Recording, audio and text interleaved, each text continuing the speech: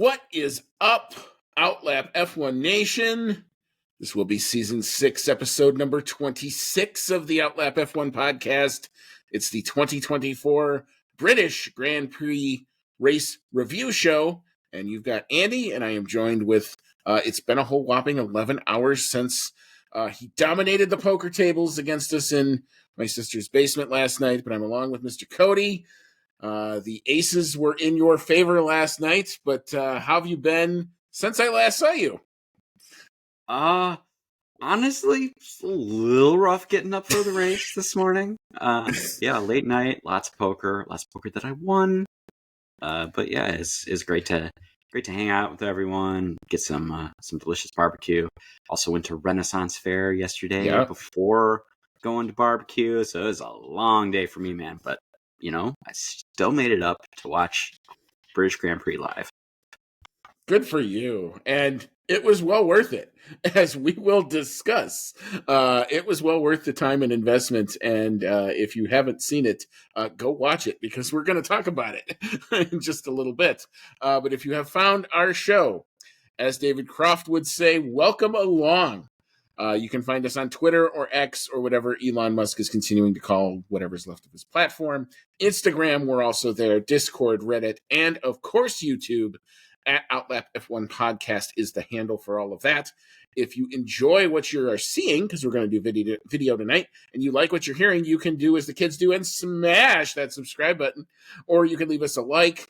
If you're on your favorite podcasting app like Apple Podcasts or Spotify, give us a 5-star review if you're so inclined. Doesn't give us any money or anything like that, just helps us come up a little bit better in search results and allows us to get our content to you that much quicker. You can email the show, chat now at outlapf1.com. We'll take you there. Thank you so much to our continued monetary supporters, including Dean Warwick, Yuri Dolchester, Paul Weaver, Quentin Warden, Kevin Kelly, Regan Stanzik, Timothy Brown, and of course, Jonathan Scott.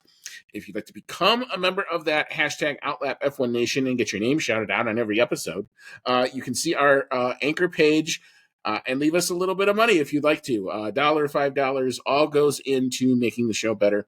All goes into either upgrading equipment we already have or buying some new equipment to try to spread our net out a little bit if we can. Last reminder, the good folks at Manscaped we have a code with them, and you can use it to get 20% off and free shipping with the code OUTLAP. That's OUTLAP, all one word. All right, so we will start with our headline of the day, and when there are multiple lines, that usually is a good thing because we have lots of things to talk about. So, Cody, I will let you go first. What you got here? Mine is, this was the feel-good hit of the summer. Lewis Hamilton gets his first win in over 2 years, and it could not come at a better place around Silverstone in his home. This also results in Lewis Hamilton taking the standalone record now for most wins at a single track with a whopping 9 around Silverstone. A fan favorite event if there ever was one. Yeah, very good. So mine is competitive racing. I feel like we should have a town sign that says, "Welcome to the town of competitive racing." Because guess what? We've arrived, and it's awesome.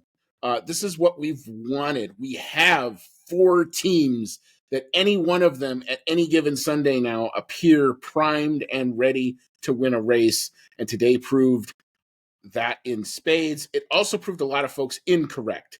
Folks that doubted that the cost cap was ever going to be a good thing. Folks that said this rules package would never work. And folks that said Lewis Hamilton would not ever win again in a Mercedes. They're wrong too. Old is still good. The guys still got it. What a drive from Lewis today. All right, so we will rewind before we get into all of that again, and we will start with the qualifying that feels like forever and a day ago, given all of the events of what we're going to talk about today. But that happened on Saturday, and we shall start with our quali recap, if I can get this queued up. And all right. Going out in P20 and a harbinger of bad things to come. Not only did he have a 50-place grid penalty, but he didn't have a really good qualifying either. That was Pierre Gasly in the Alpine. Wow. And more wow. The P19 is Sergio Checo Perez out in Q1 again. You want to hear a stat? Logan Sargent has outqualified Sergio Perez 7 times. Wow, crazy. P18, Esteban Ocon. P17, Kevin Magnussen. P16, Valtteri Bottas. P15 was Daniel Ricciardo. P14 was Zhao Guanyu. P13, Yuki Tsunoda. P12, there he is again, Logan Sargent in the Williams. Where did that come from? And P11, the other big hitter not in the top 10, Charles Leclerc in the Ferrari. We're going to have to talk about those guys. The top 10 from 10 to 1, P10, Fernando Alonso. P9, Alex Albon, Williams. Hello, how you doing there? P8, Lance Stroll. P7, Carlos Sainz. P6, one of the stars of qualifying for sure, Nico Hülkenberg in the Haas. P5 was Oscar Piastri. P4 was Max Verstappen. P3 was Lando Norris. P2 was Lewis Hamilton. And P1 with a Mercedes front row lockout, George Russell in the other Mercedes. 3 Brits on the first 3 places, the first time that has ever happened in the history of the British Grand Prix. Woo! So I would imagine the Brits were happy with this one, Cody, but thoughts on the quali? So I didn't get to watch qualifying live this time on account of going to the Renaissance Fair at the crack of dawn. That said, I did sneak a peek at my phone briefly just to see what the results were. And the page that I look at just shows, the top 3. And I see George Russell, Lewis Hamilton, and Lando Norris. And I'm kind of doing those, what the hell happened? It was like expecting, expect to see Lando up there at the front. But, I was also expecting, maybe see Max, Piastri, perhaps, or maybe, like one of the Mercedes squeaking in. But no, it's a Mercedes front row. I thought for a moment that I'd fallen back in time to the year 2020, which would have been a bad thing for just a whole lot of reasons. But I knew that it was going to be an exciting race just from that. Very excited to see Lewis Hamilton on the front row.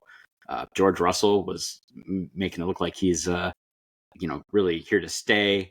His form has been much better this year than it was last year. He's definitely got the edge on Hamilton in qualifying pace so far this season.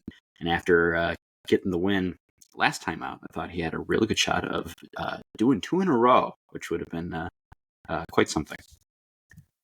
Yeah, I mean, you look at the front and you go, my God, confidence really does matter. And it totally mattered in the case, I think, of the Mercedes, who were riding. One, they had the really good, tricky, changeable conditions like they had in Canada, where they showed really well.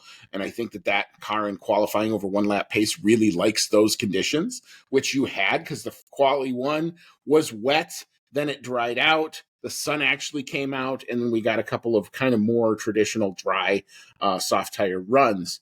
The other thing that I noticed, at least in terms of, Max was definitely gettable.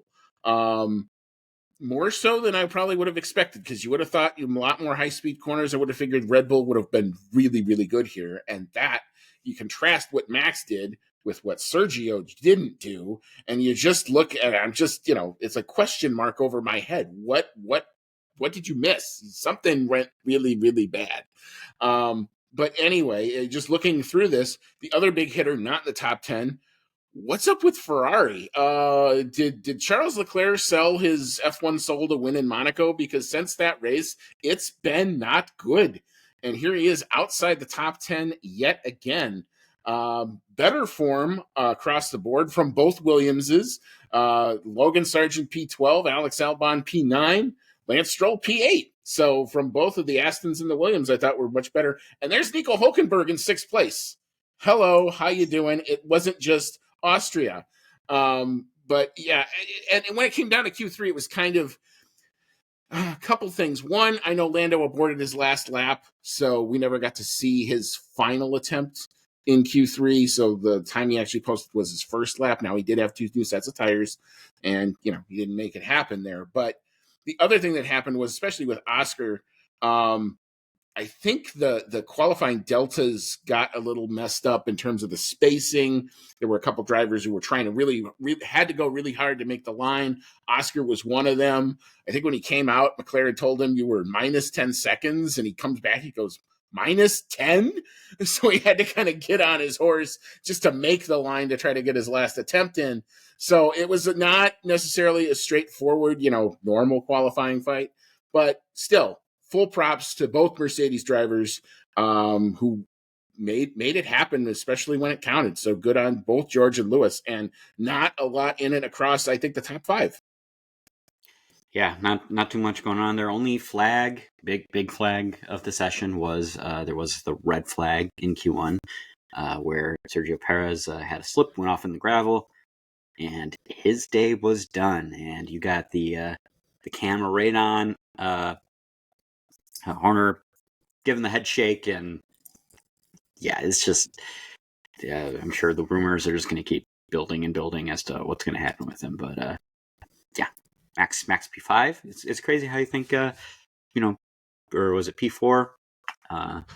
He either way, it's very low. Yeah, P4. There we go. P4 for Max. It's crazy how we consider that to be a low starting position for him. And then you have Perez down out in Q1 again, and we're just like, oh, that's run of the mill at this point. The spin that you very accurately mentioned happened down his outlap. That's like, it wasn't even a flyer. And I don't know, it looked like he just literally lost the car. It got beached. Now, obviously, the other theme throughout the course of this entire British Grand Prix weekend was the weather. You were literally playing peekaboo with different rain bands throughout Friday, Saturday, and Sunday. All 3 days would have periods of very heavy rain. Then the sun would come out. Then it would rain again, and you really couldn't stay on top of it. So Q1, as I mentioned, that starts in the wet. They then transitioned to dry, and this was Perez's first lap on the dry tire, and he literally spun and beached it.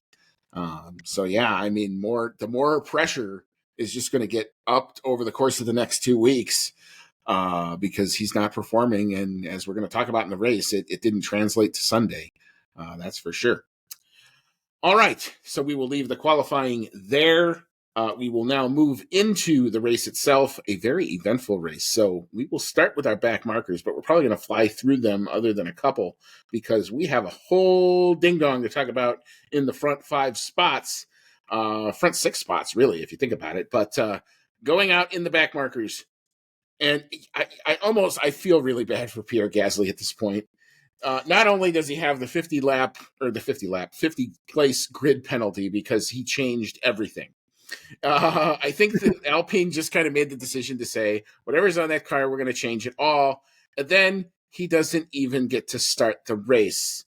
So he gets the dreaded DNS and does not get classified. The other non-classified finisher was leading early, then struggled a little bit.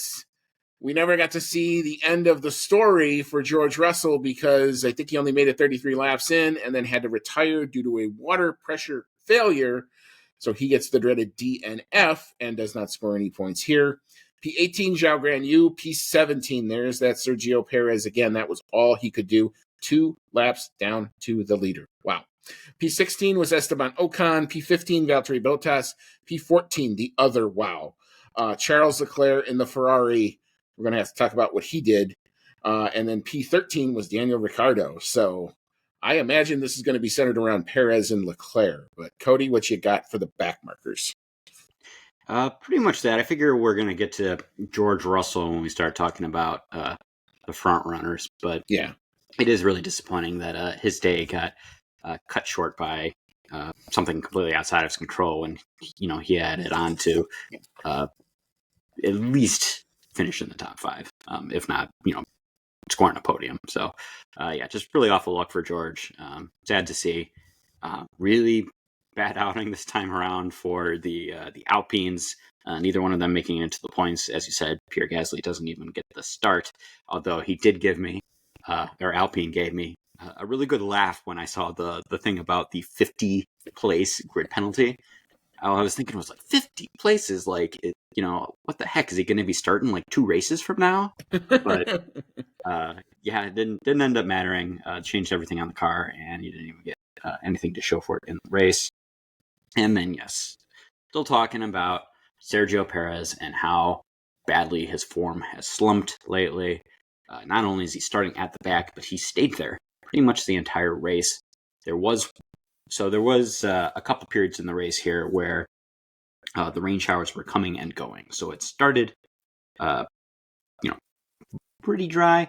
A small rain shower came a little bit into the race, and at that point, most drivers were trying to stick it out on the slicks if they could, because this rain shower was supposed to be pretty short, and they figured that if they could stay on the slicks, they wouldn't really lose a lot of time. They wouldn't have to, come back in and get slicks again once the rain shower had passed. And not only that, it was forecasted that an even longer, heavier rain shower was going to come after that second dry spell. So they decided they were going to try, I guess, like a Hail Mary strategy with Perez, and I believe it was at this point where they put him on. I can't remember exactly because, like I said, it's fuzzy. It was early this morning, and I was just ever so slightly hungover. But I believe it was at this point that they put him on the intermediates, and the track ended up drying out rather quickly, so he wasn't really getting any pace out of those intermediate tires. He pretty much was hung out to dry at that point, and yes, he finishes way at the back with a very poor showing. Poor strategy on that, but I suppose with him being that far back, you had to try something.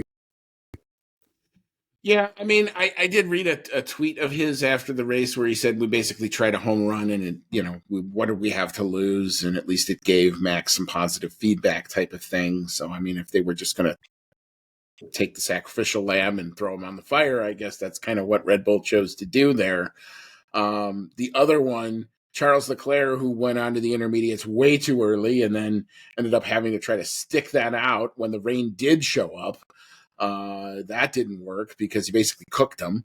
The thing with the intermediate tires is you got to get on them when there's enough to have some spray. Otherwise, they get too hot too quickly and they literally just disintegrate. And that was pretty much what you saw with Leclerc was he got on those intermediates a couple laps too early because, yeah, you're right. The first rain shower was supposed to be the quick hitter, then a break, then the bigger, more significant rain. And he tried to do it at the end of the quick hitter right when it was stopping. So that really did not help his cause. And once he was kind of down there, that was pretty much the end of any sort of competitive nature for him. He also finishes a lap down to the leader as well. So not a good day for the Leclerc camp for sure. And yeah, we'll talk about Perez when we get to awards and all the rest of that, because I think we've got some for Sergio here. It's not becoming. Yeah, well, we'll get there. It's not funny anymore. This is now serious things. There are reports that said he's already in breach of the exit clauses that Red Bull can trigger. One being, I think, like if he's more than 100 points behind Max in the standings, and if he's not scoring a certain average finish, and he's not doing either of those things. So Red Bull now hold all the cards, and we know how that team operates. It's either you perform or you're gone. And yeah, we know Max wants to have Sergio as a teammate, but you just have to wonder how long this is going to be able to keep going, especially when it goes like this, because yikes indeed. All right, so we will move into the midfield, which saw P12 have Kevin Magnussen, P11 just missing out on points. Wouldn't that have been something had Logan Sargent scored a point at the British Grand Prix, especially given what time of the year it is here in the U.S.? But P10 scoring the last point was Yuki Tsunoda. P9, Alex Albon does get 2 points for Williams, so that's big for them. P8 was Fernando Alonso. P7, Lance Stroll, so double points for Aston Martin, who had been struggling, but looked like they showed pretty well, especially early here. P6, if it's not the race winner, I think this is my star of the show, and nobody saw any of it. That was Nico Hulkenberg in the Haas. My gosh. Talk about some good form coming for Haas's way lately. Upgrades working on a Haas. Stop the presses. P5, Carlos Sainz, who did pit last and get the fastest lap point. And P4, Oscar Piastri. So now, and we'll just kind of transition into the podium because I think you really can't talk about the midfield without talking about the podium. So P3 was Lando Norris, P2 Max Verstappen, and in P1, race win number 104 in his career, Lewis Hamilton in the Mercedes. All right, so let's just kind of go right into it. Let's talk about the fight at the front. Cody, set it up, and I'll tell you my thoughts as we go. All right, so race starts with George Russell taking the lead. You've got Lewis Hamilton following suit right behind. A little bit of things shuffling around in the places right behind there. I believe Max got all the way up to third. Correct. Fourth or third. Yeah, I think third right around that time. And they get going. The Mercedes end up getting a little bit of a lead built up. And then about a quarter of the way through the race, you get Max Verstappen looking like he's really struggling for pace. He's complaining of tire wear. He gets passed without putting up any defense by both Lando Norris and a lap or two later, Oscar Piastri. So Max Verstappen seems like he's fallen further and further out of the running for this race. Meanwhile, it looks like it's going to be a battle between the Mercedes and the McLarens. And we get into, I think, right around that first rain shower. Hamilton takes the lead. The crowd goes wild. And it looks like it's going to be just a nutty one, which we've been waiting for it. We've been waiting for having so many teams that don't include Red Bull all vying for the victory.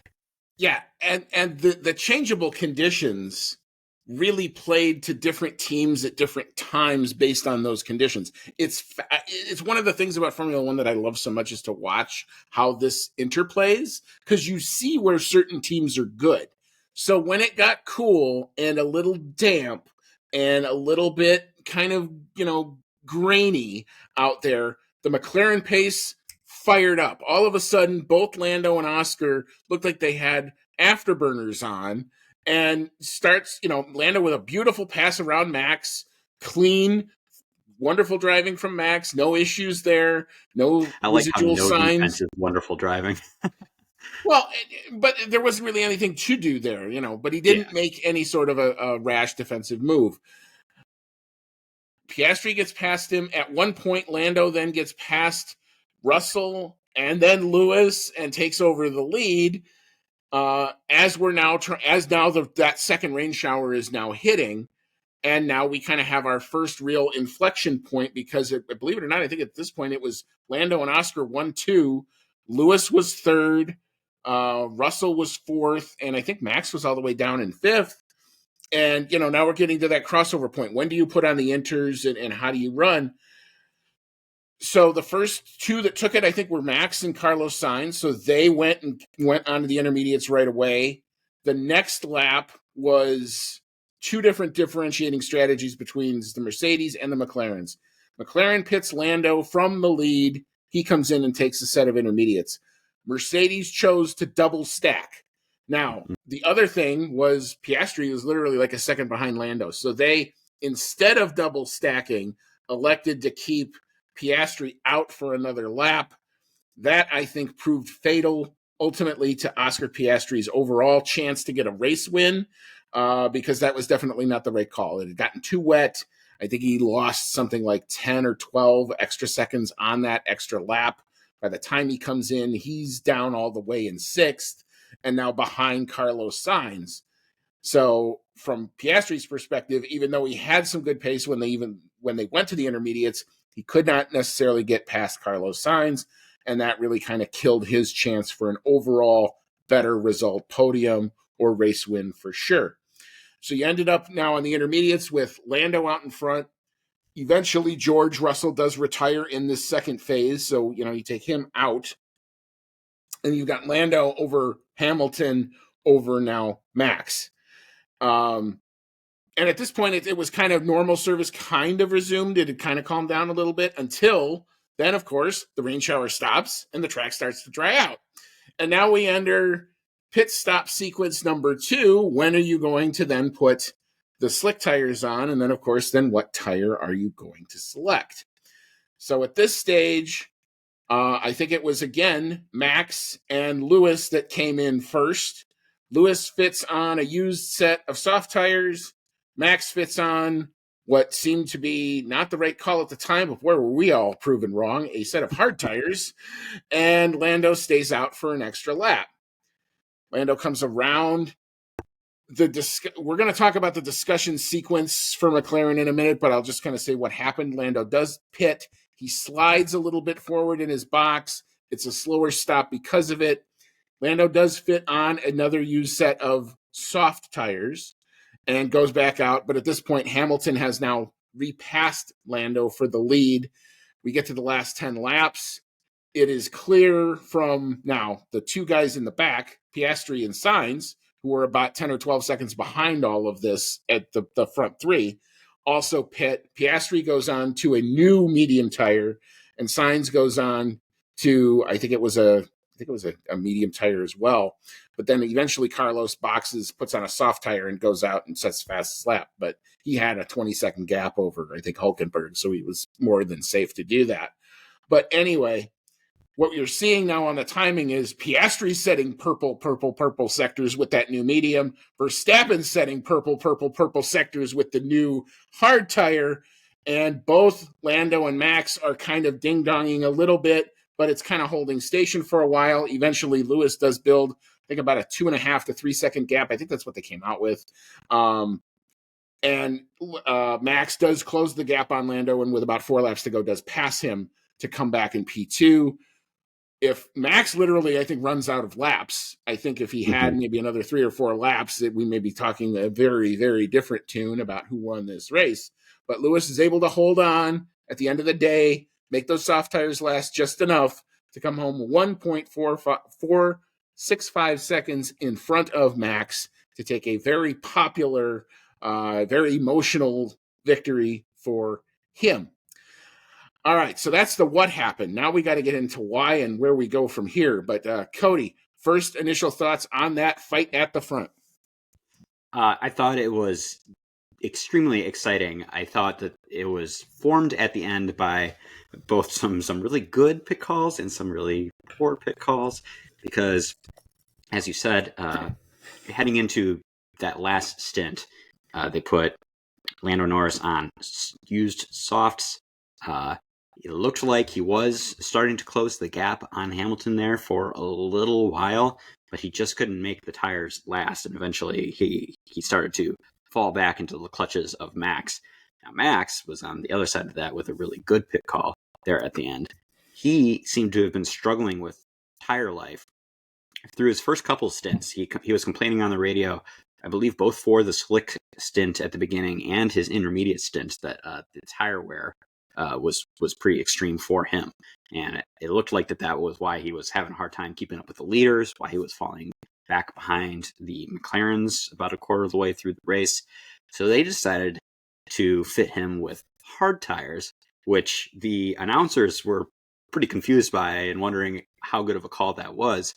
But I figured that the Red Bull team was probably looking at what was happening and going, look, if he can get heat in the tires and just keep it on the track until those hard tires come to grips, it's going to actually last him the rest of the race at least, and give him a good chance at picking up some ground. And he really did. He was setting fastest lap after fastest lap. There was points during this race where I thought Max was going to finish right around where he started or even further back. It looked like he was going to maybe even fall behind Carlos Sainz at one point, maybe down in 6th place. And yet, we talk about how Max is inevitable. He didn't get the race win this time, and I think that was probably good because Britain would have rioted. However, he did show that he is inevitable still, because he somehow fought back to 2nd place, got past Lando once the soft tires had reached pretty much the end of their effective life. And as you said, a little bit longer, a few more laps, and he was probably going to catch Hamilton. And frankly, big Max fan, but I'm happy he didn't catch him this time, because I think Lewis Hamilton really deserved this win. He was also on soft tires, but he did an excellent job of making them last up at the front. He was keeping his lap times very consistent throughout that last stint and just trying to squeeze everything he could out of those tires to get to the end of the race. As you said, also very popular and emotional victory. Like I said at the beginning, feel good moment for everybody here to see Lewis, break his winless streak at the best place for him. Earlier on in that, we did have a whole other set of good and bad pit strategy calls. I do think that the McLaren opting not to double stack strategy was a poor one. It did take Oscar Piastri out of the mix at the front. He lost a lot more time going around that extra lap than he would have if they had just gone with the double stack. We saw that with Mercedes. They made this double stack work pretty well. And Piastri probably would have finished behind Russell had it not been for Russell retiring with that bad luck. And yeah, I feel like Oscar pretty much squeezed everything he could out of this race post that call. Fourth place was very nice, and it may have even been with how things could have turned out. He might have still ended up in fourth place anyway, but it did really suck to see him have no chance at that point, barring something like a safety car, to fight for the win. Yeah, so all right, I've gone long enough. Let's get into the McLaren strategy pit wall and the discussions that I heard, because I was following both Oscar and Lando's race. And as I've said before, if you want to get some of the inside story on what you see happen on the track, this is why you should do that. Because if you have an F1 TV subscription or you have an alternate way to watch F1 TV, I know there's some good apps out there. Do this because it enhances your understanding of what was happening. So on the Lando side, on the first call, I thought they got 98% of it right, and 2% of it proved really fatal for Oscar, because they were both talking. There was active communication on both ends as to what the track was doing and when they felt it was good. Lando was saying he was still okay. He felt comfortable. And ultimately, at the end of the day, it's going to be a driver call, especially when the track is too wet. That the engineers can put their hands out and say that this is the class whatever rain. That communication I thought was active. It was good. It was where it needed to be. Lando was given the right information at that point. And so was Oscar. Both sides of this at this point, that was the right idea. Where it got freaky and what I didn't understand was, how come no double stack? Why was that not even really considered? I never even heard it in the communication that was even an option. And I even yelled when I saw Oscar go back out. I'm like, double stack? Why not do that? And you watch, of course, there's Mercedes, who executed a very nice double stack. And I'm thinking, even if you lose 5 seconds, 5 is less than 20, which is what Oscar ended up losing. And I get double stacks is probably the hardest maneuver that a pit crew has got to do. But come on, it was screaming for it. So that was... What'd you say? I said you practice those for this right. situation. Exactly. And I know they drill. When we've gone to Coda, we watch the pit stops practice. And they literally do front wing, rear wing. You never see a real change of a rear wing anymore, but they can do that. Double stack, puncture on certain tires. They drill this. It is routine. They do it throughout the course of the weekend. So why not use it here? Andrea Stella did come out and say he thought he should have double stacked and agrees with that was a strategic error. So that was the thing that kind of messed up Piastri. But it was still, Lando was still he comes out in P1. So, I mean, he got through the first change of conditions and he was still looking pretty good. When we get to the second one, especially from Lando being in the lead, it's really tough to be the canary, because if you make the thing on the wrong call, you're going to drop. And Mhm. there's no coming back to that. If you're a lap early, it's really hard to try to make that call from the lead. So I understood the discussion. They were having an active conversation, but at some point it turns into there were too many options. I think that they were trying to give Lando all of what was going on. And it felt like they gave him almost too much information, where it was almost like, look, we can fit a soft, a medium, or a hard. Which one would you like based on what you think the car can do? Those were the questions they were asking. And instead, we got into what were the guys on the softs doing? Was it any better? What's Hamilton doing? What was Max doing? And it was like so much other factors. And meanwhile, Lando's trying to drive the car and keep it on black stuff. Uh, but he ultimately makes the call, and it literally gets to the end when he comes in, and you can. I think it was broadcast. He said, "Any slick tire." I think he was done trying to think about it. I literally think it was information overload. Meanwhile, on the Oscar side, Oscar said it right away. He goes, "By the way, we have a new medium," and Oscar said, "Yes, that was the tire." That was all that needed to happen. Instead, you had this almost like committee meeting and nobody wanted to make the decision. And the other thing that annoyed me about that whole process was the difference between what Red Bull did and what McLaren did. What did Red Bull do? They fitted a set of hards. How did they know to do that? Because they know what their car can and can't do. I don't think McLaren know that yet. And that's a problem. And we're seeing that come out where they get caught in the middle. And instead, what they were trying to do was they were waiting for others to kind of be the canary and to kind of push them in one way or the other. And they literally waited themselves too long. And by the time they made the decision, they were, it basically came down to, do I cover Max or do I cover Lewis? Lando, I think, never thought Max was ever going to come back into the equation. And he says, cover Lewis. So they fitted him with a used set of soft tires, which had already gone through a qualifying run. It's a C3 tire on a track that destroys tires. That doesn't sound good. Like, yeah, like I got it, but there were also too many laps left. There were like 12 laps to go. And he tried to lift his pace. He tried to get back to there. He gets to within, I think, 1.8 seconds at one point. But after that, those tires were cooked. He said the front left had gone, and they tried to change the settings to help out a little bit, but by then it was not enough, and he wasn't going to catch Lewis. And then Max just comes out and basically nowhere. I think he was 9 seconds behind Lewis after that pit stop sequence, comes all the way to a second and a half. And that's what I keep telling everybody about Max is you have to not just beat him once. You have to keep beating him again and again and again because he's still going to, there's always going to be a push. There's always going to be a push. And dang it if he didn't just run out of laps. Mm-hmm. Wow.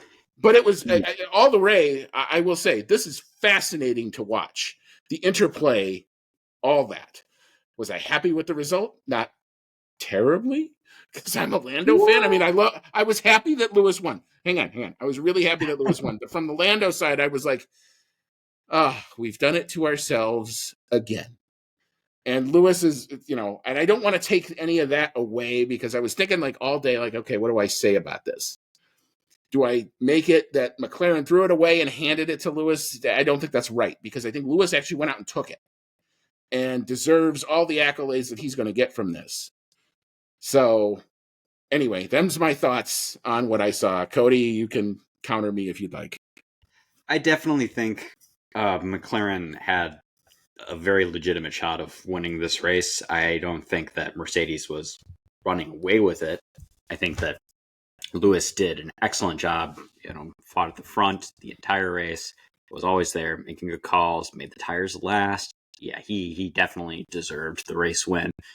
That said, I do think that Lando and maybe even Oscar had an equally good chance of winning this race had some of the strategy calls swung a different way. Had Lando had a harder set of tires that were going to last longer for better pace, had he come in for that last pit stop a lap earlier, there's all kinds of things that they could have done just a little bit better that would have given him a better chance because, like you said, he came closer than 2 seconds at one point there at the end, and if you get into DRS range, it's going to close that last second really quick. So he was just about there, but just ran out of tires there at the end. But yeah, Well, and the kicker is he had a new set of mediums, and they had set it up just like the Austria weekend to have that new set of mediums at the end. And it was like, you planned this out and you got to where all you needed to do was go to the plan. And for some reason, you second guessed what you had planned out. And that's what I'm not understanding. And again, to me, it came down to there has to be at some point when you get into that situation, and I can tell, I'm sure there's probably somebody at Red Bull that just says, this is what we're doing, and the discussion part needs to end because he has to come down the pit lane. It felt like they were discussing this up until the moment that he literally came down the pit lane. Now, I know that there's some delay on the onboard, and you're not synced into really where he is when he hears the message and all that, and I get that, but at some point you got to just say, Lando, this is what we're doing. We feel the medium is better. Trust it. It's the team's job to make that call. Yeah. And you want all the input you can get from your driver so that you feel confident that you are making the right call, because they're the ones out there driving around the track that are going to know what the car feels like and how the tires are feeling and where the life is at. But yeah, ultimately, you have people there on the wall who are there and paid to be strategy people who are going to make that call because they're looking at the numbers and they're going to, make that call for the driver's benefit, even if the driver doesn't necessarily agree at the time. And yeah, this would have been one of those times where, you decide, maybe we don't have enough tire life on these used softs to go the last, 15 to 20 laps for however much was left. I think it was 12, but yeah. Yeah, 12 laps. Maybe you don't have enough tire life to get to the end. Mediums? Yeah, we should really do mediums. And then, if you're kind of not giving your driver just a hard set, we're doing mediums, it gives them room to, hem and haw and talk each other out of it. So yeah, I think we need to be more solid on the calls. Yeah, and Lando had opened the door early when they had asked the initial question, and he goes, I'm not really sure. And I think what Lando wanted was someone to make the decision. And instead, they went back to, let's collaborate on this decision. And it got to the end where Lando, I don't think, cared because he was really done talking about the decision. So, and I think that's like, if there's a fault with what McLaren did, it was more of a process thing versus, and there was some execution. The pit stop was not good. Lando slid. That didn't help. But I do think even if Lewis had come on ahead and Lando's on that new set of mediums, just like in Austria, he could have possibly chased that down. Oscar's pace showed you that.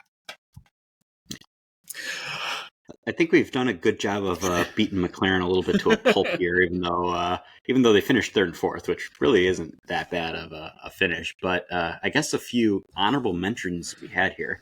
And this was a little bit funny on the broadcast because there was so much fighting for the lead from so many different drivers that was where the camera followed most of the time. So we had a whole bunch of interesting things happen that really didn't get a whole lot of TV time. Like we've got Nico Hulkenberg finishing sixth again in a Haas.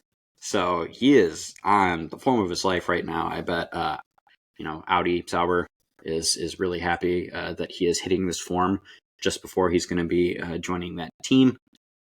We had both the Aston Martins, as you said, Lance Stroll and Fernando Alonso making it to the points, which is a big step forward for them after their struggles lately. We got a Williams in the points. We had, Alex Albon, ninth place, getting a couple points. Yuki Tsunoda returning to that 10th place that he is so familiar with, that 10th, 11th area.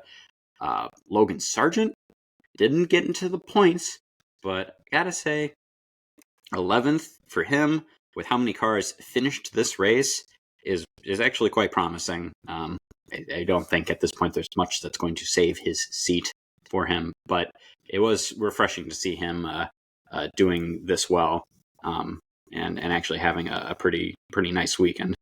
And then Kevin Magnussen in 12th place had pretty much the only real hint of what could have been a safety car that we saw this whole race, which, by the way, this race had all of this intrigue without any safety cars or red flags or any such. But Magnussen, as you told me before the broadcast before the podcast here, was really trying because he lost it coming out of the turn, and it looked like he was going to whip around across the track and perhaps go to the inside barrier, but he managed a pretty awesome save and kept it on the track. So even though didn't make it to the points, I think 12th place is still pretty respectable for him. Yeah, I mean, Haas form, this is, now they are really challenging. They are only, when we get to the standings, you're going to see they are only, I think, 4 points out of P6. They're talking, they want to go chase Aston Martin down for P5. Let's get to P6 before you get to P5. But, I mean, this is definitely encouraging form. Apparently, they have brought upgrades in the last couple races, and those upgrades are correlating and working. And when have we ever been able to say that about Haas and upgrades? And Io Kodamatsu, man, is humming the good song over at Haas, and they're getting results out of it.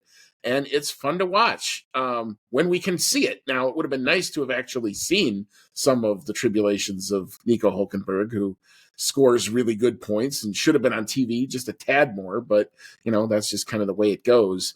But, yeah, I mean, it was competitive up and down this grid. For the most part, I thought there was competition all over.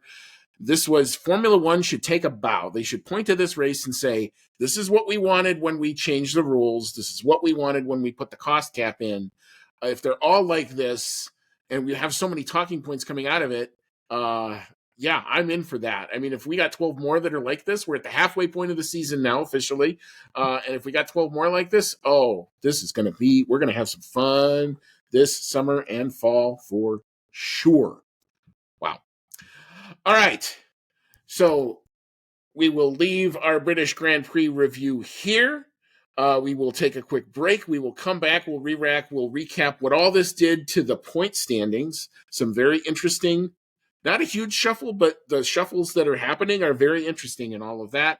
And then we're going to open it up to the fan email segment. And boy, have you all delivered for us on this one. Probably the most contributors we've had in a long time to this show. We do have our regulars. We've got some new people who wanted to join the conversation. Got a new old guy who was joining the conversation as well. I'm not surprised he chimed in, especially given who won. So we're going to get into all that. We'll react to it. We'll hand out our awards. We'll talk some predictions. When Max doesn't do well, it kind of blows up our predictions. And that kind of sort of happened again. So we'll get into all that in just a little bit. And then we will also tee up and preview our interview with Guardian reporter Jill Richards, which should be happening later on this week. So come on back. You won't want to miss any of that. Right. Welcome back in. This is season 6, episode 26 of the Outlap F1 podcast.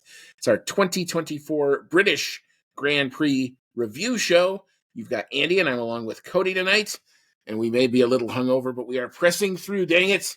And we just talked about an enthralling and thrilling and attention-keeping throughout.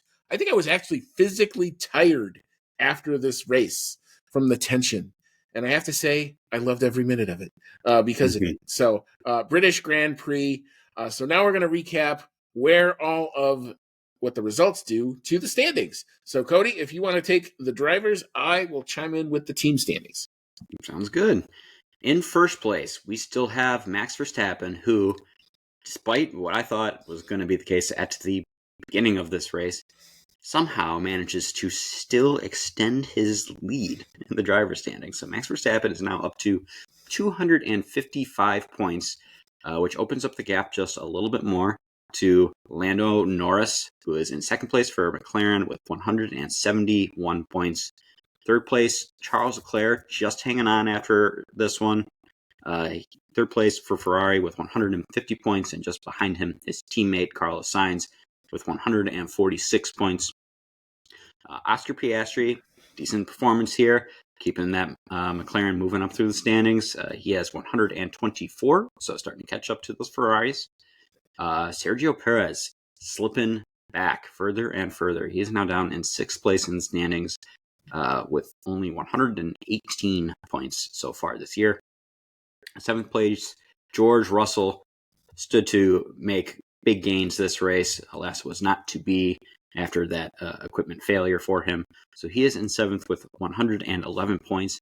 And now, after the race victory, only 1 point behind him is Lewis Hamilton with 110 points. And then 9th place and 10th place are being held onto by the Aston Martins. So 9th place, Fernando Alonso with 45 points, and Lance Stroll in 10th, 23. All right. And our driver standings kind of are now mirroring almost exactly the team standings in a kind of weird way. It feels like a Noah's Ark driver standings, 1-1-1-1-1-1-1. But looking at the teams, Red Bull Racing Powertrains continue to lead. They are up to 373 points in the first half of the season. Second place is Ferrari. They move up because of Carlos Sainz's good work today to 302 points. Now hot on their heels is P3 McLaren Mercedes, only 7 points adrift now, 295 points for them. P4 Mercedes Works Team, they are moving up quick and fast as well. They are up to 221 points. A few rounds ago, it was 150. Look at how quickly the points multiplied for them. P5, Aston Martin, they check in. They are up to 68 points. P6, this is going to be a fascinating battle in the second part of the team standings here. Aston Martin is 68. P6 is VCarb with 31. P7 is Haas. They are up to 27 points and are only 4 adrift of the VCarb team. P8, Alpine, they remain on 9 points despite the huge help of grid penalties and the DNS and all that did not help their cause. P9, Williams, they move up. Alex Albon's contribution here up to 4 points for them. And Kick Sauber Ferrari, someone has to come in last place, and that is where they are. They continue to run with 0 points. Wow. All right, so you have heard our take on this thrilling, enthralling, rain-filled, drying out, sunny at times, all sorts of any element in Formula One you want. I think you had it in this race. British Grand Prix. We're now going to turn it over to you guys in the fan email segment. And boy, do we have some good stuff in here. So Cody, it's your time to shine here. This is actually in the order that I got them. I checked the timestamps. So here we go. What do we got here? All right. Our first fan email comes in from Dave Doherty. Thank you, Dave. And he says, hello, team. Well, the race was kind of like the Canada GP with the weather conditions and that George Russell pole. But what was your thoughts on McLaren's strategy? They didn't seem to get this spot on, but it looks like Lewis is going to win at last. And he did. And it was awesome. And we all loved that Lewis got that race win. As far as the McLaren strategy goes, I do think we got that one pretty nailed in earlier, with them making some questionable calls, not doing the double stack with Lando and Oscar, and then seemingly not getting the tire compound call right at the end of the race. Yeah, they definitely missed a few beats there. Even so, they still came out of this with pretty good results. 3rd and 4th, that's a good haul of points. It still allows them to make some really good gains on Ferrari and the constructors. But it does leave you wondering what was left on the table, because we could have saw perhaps another Lando win. I'm sure the British would have been very happy with him getting that win as well. Yeah, I mean, it feels like it's another what could have been type of situation. And, I saw that there's a shot of Lando. He stayed in the car even when he got to the pit boards to go onto the podium for a very long time. And he was very emotional on the radio. He was very, very, very disappointed that he could not eke that one out because he thought it was there. And The bottom line is Andrea Stella, in an interview with Ted Kravitz, admitted, one, they should have double stacked, and two, they should have put Lando on a medium tire. So they know where they fouled it up. My thing with this moving forward is that the process has to get better. The process is what needs to be looked at. It's not that they're not talking about making the right calls. All the right calls were on the table, and they were on the table for everybody. But they got to get through this process quicker, more efficiently, and at some point you got to just commit and go with it and tell Lando, who I know wants to have all the stuff, he's got to let that part kind of go. I think that's the next evolution of him as a driver. There's at some point where Lewis Hamilton trusts Peter Bonington implicitly. Max Verstappen trusts Lambiase implicitly. I don't know that Lando always trusts Will Joseph implicitly. And that's, I think, that's what they have to address. Now, I know they're going to work at it, and I know they're going to try to get better at it, but that's what I see moving forward. Yep. All right. Next one in comes from the Formula. And they said, what a boring race. Nothing exciting happened. Just kidding, apart from Lewis winning. That was the best race I've seen in recent memory. I'm sure you've already discussed the McLaren pit blunder. Yeah, several times. So I'll bring up some other points. Nico Hulkenberg needs to be in discussion for a top drive. I'm not sure the international broadcast even mentioned his name once, and he finished P6. And then Lewis Hamilton only gained one position during the course of the race. Super unimpressive, if you ask me. Man, so Formula throwing some shade there. I'm sure it's all in good faith, though. Lewis Hamilton, as we all know, only had one position that he needed to gain, and he made it happen. So, again, still very happy with the Lewis Hamilton victory there. We did already talk about how Nico Hulkenberg did not get a whole lot of room on the broadcast, even though he snuck into that P6. But we're talking about it. We know how well he did, and while it looks right now like he is taking a step down by going to Steak Sauber, we can only hope that when Audi comes in to take over that team with the new regulations, that you never know what can happen in Formula One, especially when there's big regulation changes. Nico Hulkenberg might end up making that into a top drive. So we'll just have to wait and see. Got a couple years before we get to that point, though. Yeah, I mean, just to comment on the Audi thing, the Audi stuff that they're working on is nothing that you're seeing at the racetrack. It's about infrastructure. It's about setting up that team. It's about putting the right people in place for when it is to come online. And as a fan base, it's got to be super frustrating to know that none of where the big push is nothing that's going to affect this year. It's probably not going to affect next year. And, you just have to have faith that they're able to put things together. Now they've hired Andreas Seidel, that's what he's known for, is setting up structure. He did it with his Le Mans team. He did it with McLaren, and he got them out of, the doldrums that they were in. So, and he's good at simplifying, putting in a structure, and executing on that structure.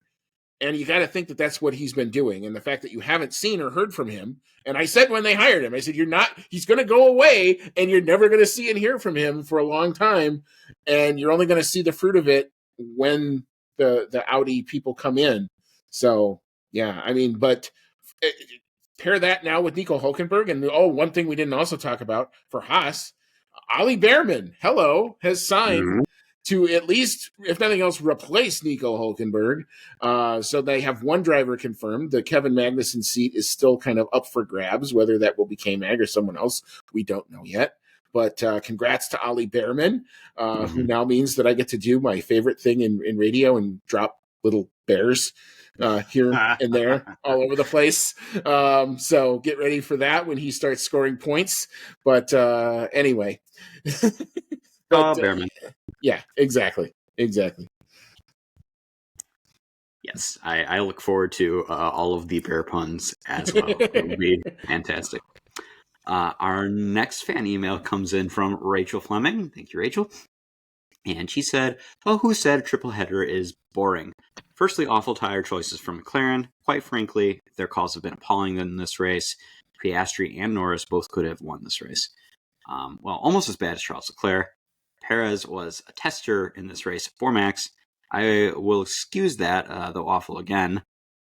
But what on earth happened with the calls for Leclerc? I don't know what deal he did with the luck gods to win at Monaco, because ever since then, it has been hell for him. I am not as big as a fan, but I will give credit to Lewis Hamilton for his first win since 2021. I honestly thought he would never win again. Are Mercedes back? Well, time will tell, but 2 wins on the bounce is a great step. And yeah, I hadn't even really considered that Mercedes now has 2 in a row. And points for Alex Albon again. And a much improved performance from Logan Sargent as well. Keeping it on track was a good thing to see. Finally, what a weekend for Great Britain. We had our election day on Friday morning. England won the football on Saturday. And we had a British winner for the British Grand Prix on Sunday. And then a small amendment from her here. I forgot to add Gasly's 50-place grid drop to change the engine. Then the gearbox goes on the formation lap. I mean, talk about hilarious in hindsight. Yeah. Lots of good stuff there. That's one where I would say the racing gods have a sick sense of humor. You change all the other components. The one thing you didn't change was the gearbox, and what dies is the gearbox. But a lot of this we've kind of already talked about. But we've talked about the McLaren calls. I'm good there. We talked a little bit about Leclerc. Just literally tried the home run strategy, and it did not pay off because it did not rain enough. So yeah, I mean, that's just kind of what happens with these intermediate tires. Nobody even, despite the fact that it was pretty wet at times, even thought about full wets, because we've talked about this too. Pirelli just doesn't seem to want to put the research in to make those tires really viable in those conditions. So this is kind of what you get: a race to the inters and then a race from the inters. And that's pretty much what we saw. I will give Lewis Hamilton all of the props due for this one. To stick to it, to come back into it mentally, given the fact that he could have easily checked out. He could have easily said, "This is a lame duck year. It doesn't really matter. George can do what he wants. I'm going to finish P5, P6, and be happy with that." And later, but he got inspired for being at his favorite track, and him and Fernando have the same disease. You give these guys a sniff for a win and watch them come alive. And Lewis came alive. He was definitely on it more this weekend than I had seen him in even some previous ones. And good on him for closing the show. Way to go. Yeah, they definitely got those extra few tenths for the being the home race and getting that extra bit of motivation to win. That was the first thing that I thought when I saw Mercedes locked out the front row, and I was like, well, they're both Brits, so they're both getting that little extra bit for this race. And yeah, it was a fantastic race for Lewis Hamilton. I'm a little cautious to say that Mercedes are back. Now, they have won 2 in a row, which is great, and they did lock out the front row for this race on pace. However, British Grand Prix had a lot of changeable conditions, which can throw the established pecking order for a loop. We do have to remember that George Russell had the last race handed to him on a silver platter when Max and Lando took each other out of the race win. They were quite a ways ahead of Russell at the time. And while, yes, he did have to be there to snatch up the victory, he would have been quite far off from it. So I'm not sure I would say that they're back just yet, but they are making excellent strides forward. And the more teams that are in the competitive pecking order at the front, the better. I mean, we've seen now McLaren is consistently vying for wins. Mercedes is now up there fighting for wins when they can as well. And while Ferrari is slumping a little bit at the moment, they've already got a couple wins this year as well. It's crazy that we're 12 races in here, and after what we saw last year, when Red Bull won 21 out of 22 races, we're 12 in here, and we've had, what is it? I think it's 6 and 6. Yeah, 6 and 6. Yeah, so Max has won 6, and the other 6 have been won by not Max. So definitely a much more competitive season this year than I was expecting. And I really hope it carries through to the rest of the season because, I don't want to jinx it, got to knock on wood here, but there's always that chance that we're going to come back from the summer break and Red Bull is going to is going to have brought some crazy upgrades and they're just going to win the rest of the season and it's not going to be fun anymore. So yeah, let's hope it stays competitive throughout. Yeah, I just wrap up real quick. I tend to agree. I do think we're going to see this is what we've wanted. And I don't know, to the question about Mercedes, I kind of agree with you. I don't know that they are there with McLaren and Red Bull on overall pace in all areas, but they're close and they've taken advantage of conditions that have favored their car. Canada and here, cold, damp, wet. They like that. Now we're going to go from here to the Hungaroring, where it's usually pushing, in Fahrenheit terms, triple digits because it's in the middle of July. It's usually very hot. If they are doing this there and they're not eating through their tires there, then they're understanding their car a hell of a lot better, and you're going to see real progress. And then I would say it's on amongst these 4 teams. And I think when we were at a barbecue yesterday, we kind of said it to a couple people. We said, any one of 5 guys could have won this race, and we didn't know which one. And that sentence is what we wanted for so long. Yep, I agree.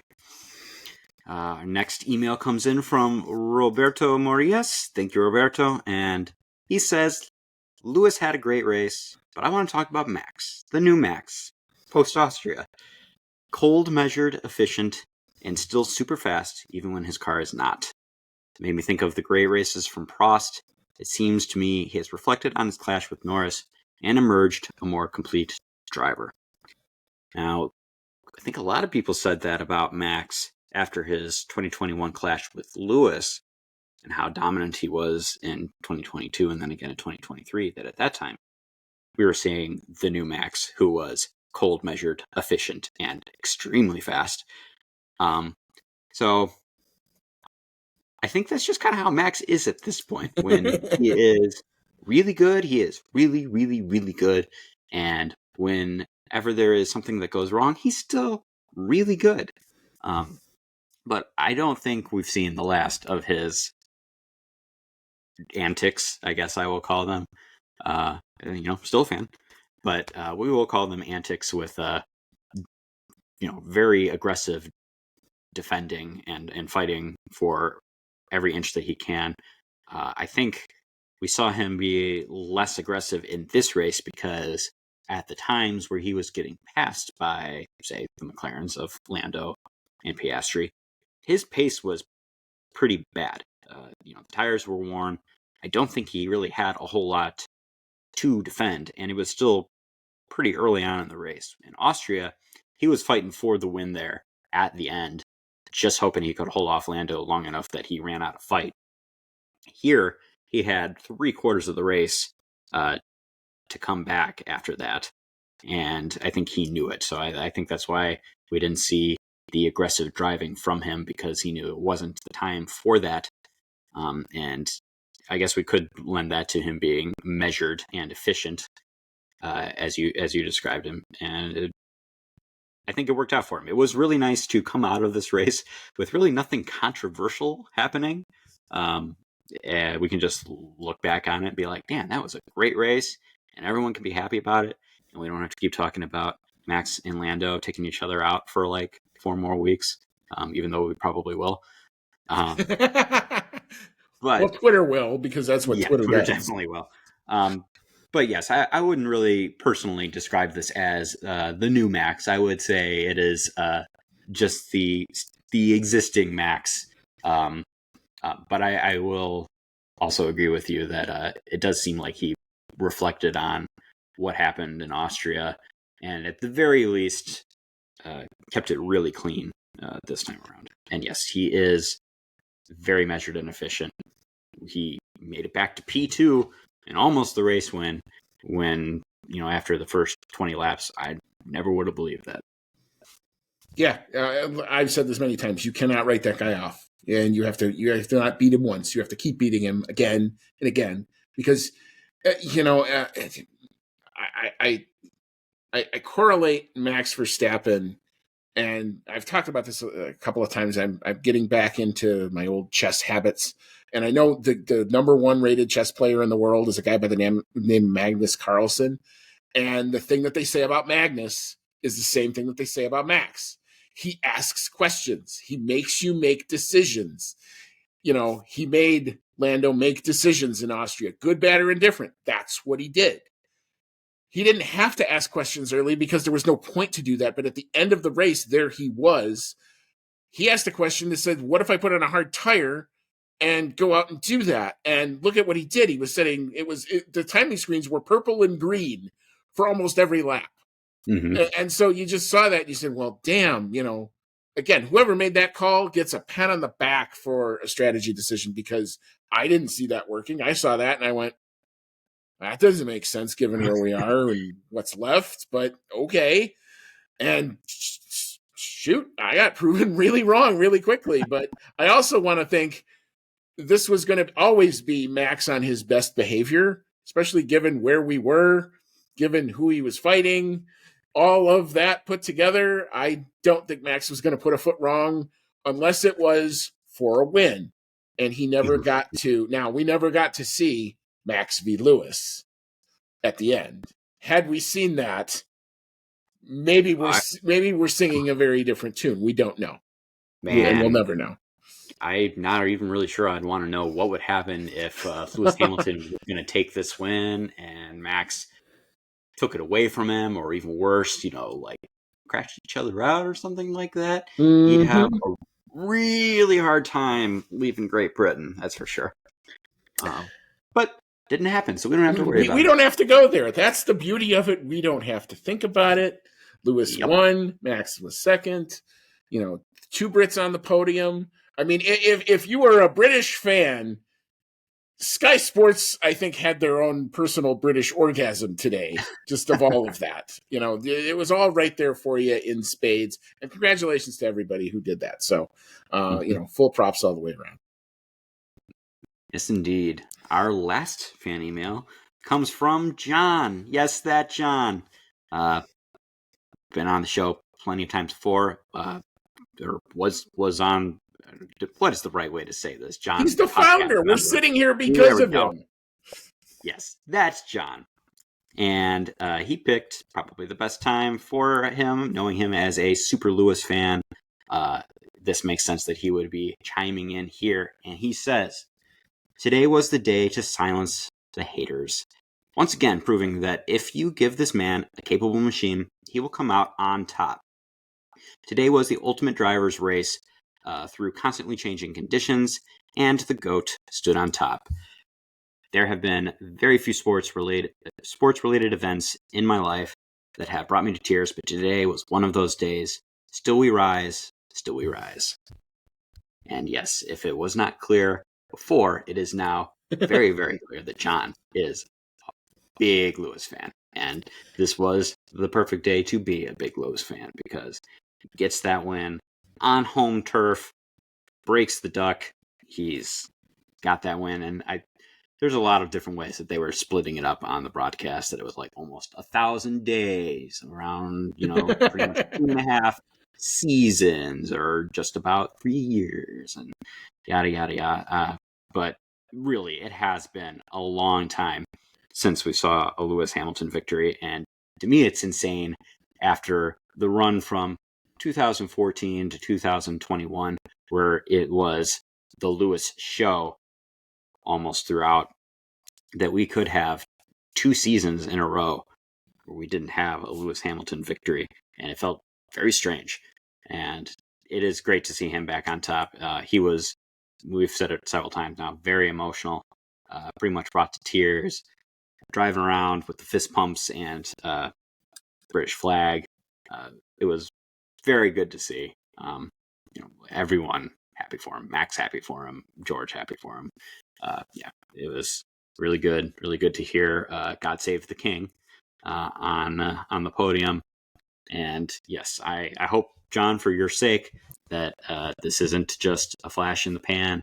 I'm hoping that we see more wins from Lewis throughout this season. I was hoping so much that he would get at least one more win before leaving Mercedes, because it didn't really feel right after all of his success with Mercedes to leave with 3 seasons of no wins. So it is really good that he got this one in, and I hope we get in a few more. And then I hope we get in even a few more at Ferrari. Well, I've said before, I mean, if he wins and he wins the championship at Ferrari, there's going to be hymns at Maranello with his name in it forever. Mm-hmm. I mean, they will be singing from the rafters in Italy for sure with that. But if this is the last win in Mercedes, and I don't think it will be, given the form, I definitely think both him and George will be in contention at other places because we got so many different types of tracks, and Mercedes is definitely right now the hottest team in Formula One, especially given the last 2 weeks. Can't deny that, especially given the results. So I think they're going to have chances to win again. And I hope that Lewis can at least win one more. But if this is the swan song, what a swan song. You really couldn't write it a whole lot better. Both of his parents were there. The home fans were going crazy. It was in those mixed conditions that Lewis has always been throughout his entire career, one of the best at. You really, what else can you say? I mean, it's 104 race wins, for crying out loud. You got to remember that. You got to sometimes put that back into perspective and go, wow. And to still be doing it, pushing 40, is a testament to his physical regimen and the fact that he keeps himself in as good a shape as he does, and all the Zen and all of the stuff it all goes into. That guy can still freaking drive at the end of the day. And Ferrari are getting one hell of an asset. And if you didn't think that, here was proof positive of what they're getting. Mm-hmm. Yes, definitely a good weekend to silence the haters. Thank you so much to all of our fans who contributed to the show. We really do love your emails, and we got a lot of them this time, and you guys had so many good points. So it's really good to bring them up and talk to you guys. Yeah, we always I love the fact that we had a lot of good interaction. I was physically just kind of tired after this race, so I didn't do a whole lot of extra Twitter stuff with this one, but I saw it come in throughout the course of the day, and I'm like, wow, we're going to have a really good discussion. So thank you all. Please continue to do that. I enjoy getting the different perspectives. We had a comment about Lewis, comment about Max. This is some of what we want to do. So it's great stuff. So thank you so much for participating in our little thing here. All right, so we will move on to our awards. And as we are apt to do, we will start with the rubbish. I think we have a lot of convergence here. These were pretty relatively easy to hand out. So I'll go first here. And my rubbish award is, seriously, Sergio Perez. It's now or never, dude. You got to get your stuff together, and it's got to happen now. This is not funny anymore. I mean, it is kind of a, ha-ha thing now. But the fact of the matter is, with 12 rounds to go, it's only, and I realize this, it's Red Bull are not in trouble in the constructors, but if this keeps going like this and Max is fighting this thing with one-handed, it could potentially get there and get there quicker than anybody ever thought. So seriously, Sergio, get on it quick, man, because in the rubbish bin this weekend, yikes. Yep, I am in agreement with you. I have Sergio Perez for the rubbish award.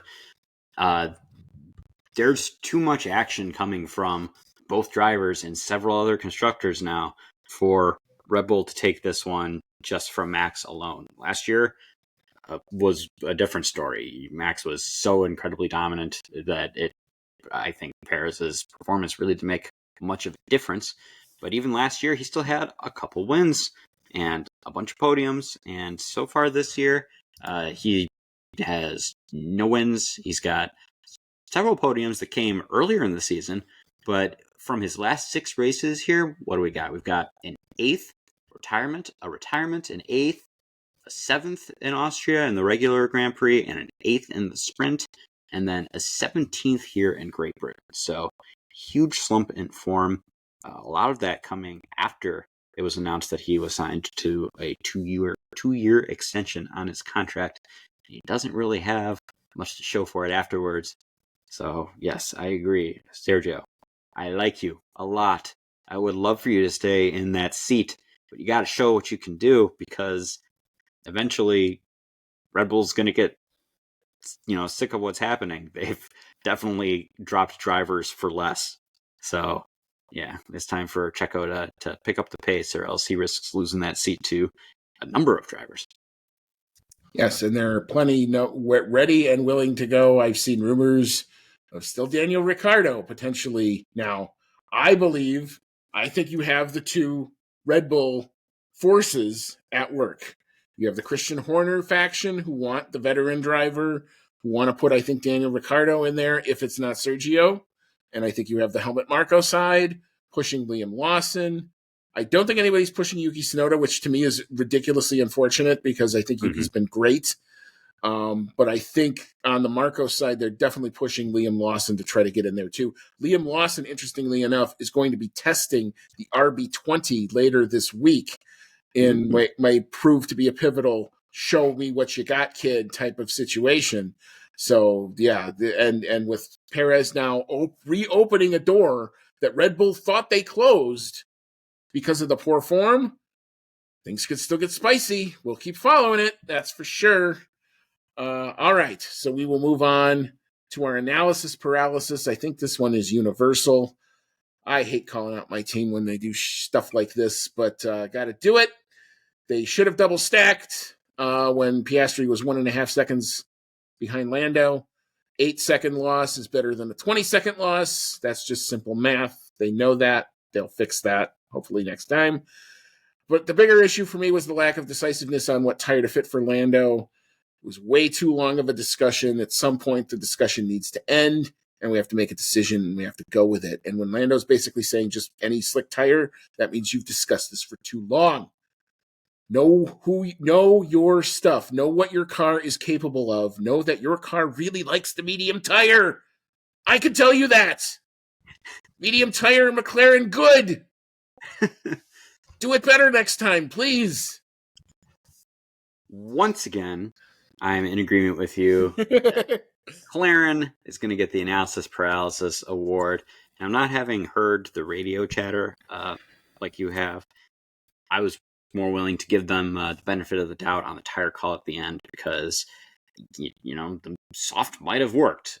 It's hard to make those calls sometimes for the tires, but the one that I have more trouble forgiving is the not double stacking. As said before, you practice double stacks so that when an opportunity to do a double stack comes up, you can do it. And this was that time. We saw Mercedes do it, and it worked. And instead, you left Piastri hung out to dry, took away his chances at a win. And I really think that it was kind of a no-brainer. So, yeah, they're getting the analysis paralysis for not making that call. Fair enough. Good points there for sure. All right, so we'll move into our dark horse, and I think we've got this, again, convergence on this one too. Nico Hulkenberg takes this honor, and some TV coverage of what he actually did to earn that award would be nice. Sky Sports, but or F1 TV, or whoever was running the pictures, because I saw more of the Kevin Magnussen almost crash than I saw of Nico Hulkenberg. And that's saying something. So, yeah, good on you, Haas. This could be a lesser, but it feels a lot like this year is kind of the year of the feel-good story. And Haas coming back from kind of the the barrenness of nothing last year to now knocking on the door of P6 is another good one to add to the pile here. Yeah, it is definitely some of the best performance that we've seen out of Haas for many seasons now. Once again, we are in agreement. My dark horse award is going to Nico Hulkenberg, and at this point, Hulkenberg is finishing well in the points so often that it's almost outside of dark horse territory. If he keeps doing this, he won't be the dark horse anymore. He will just be there getting points. And he's also knocking on the door of the top 10 in the drivers. The P10 position is actually fascinating. There's 3 guys. Lance Stroll has it now again because of today. There's 3 guys within 1 point. It's Stroll, Sonoda, and now Hulkenberg within like 3 points for P10 in the drivers. So that's going to be something to watch as well. You know, this may I've said it. I think this is literally like the inverse 2012 season where we had the max dominance a little early, and now we're seeing the randomness. You know, where 2012 was the randomness early, and then Vettel got it together and just dominated the second half. Let's hope that we had the max little bit of domination, and now the randomness and the craziness for the second half of the season, because I'm all here for it. All right. Our last award. I don't think we're going to have any surprises here. Driver of the day. This one goes to Lewis Hamilton. Win number 104. Enough said. Guys still got it. Congrats on making it through a very difficult period and for coming out on the other side. That emotion was real. I mean, sometimes you think sometimes it doesn't affect people. The stuff with his parents was real. The stuff on the podium was real. The stuff afterwards where all the fans were hanging out and he climbed up. I was afraid he was going to fall and break his neck because he tried to get up like on the fence and hold the trophy. And those fences are not designed to be climbed on. And I'm like, dude, I really don't want you to break your neck. That would not be good. Be careful. And luckily he got through that without getting any sort of thing. But yeah, just Lewis Hamilton, driver of the day, all the way. Mm-hmm. Once again, we are in agreement. Lewis Hamilton, driver of the day. I'm pretty sure that's what the fans voted for too. I have to give this award to Lewis Hamilton, or else I might be flayed, because we've got one of the most popular British drivers ever, undoubtedly the most successful British driver ever, winning the British Grand Prix after such a long period of no wins. It is a feel-good moment for sure, and yeah, very happy to see him get this win, and hope there's more to come.